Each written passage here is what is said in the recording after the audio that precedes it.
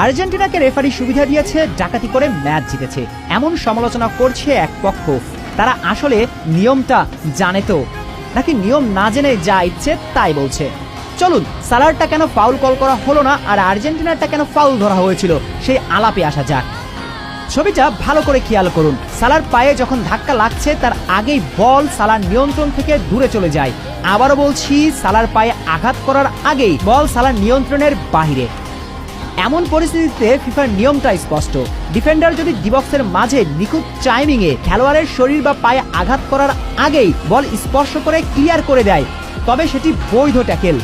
বল চলে যাবার পর অনিচ্ছাকৃতভাবে দুজনের মাঝে যে ধাক্কাধাক্কি হয় তা ফাউল হিসেবে গণ্য হবে না। তাহলে লক্ষ্য করুন, সালার পায়ে যখন আঘাত লেগেছে তার আগেই বল সালার নিয়ন্ত্রণের বাহিরে। এরপর অনিচ্ছাকৃতভাবেই ডিফেন্ডারের টাচ লাগে সালার পায়ে, এটা কখনোই ফাউল নয়।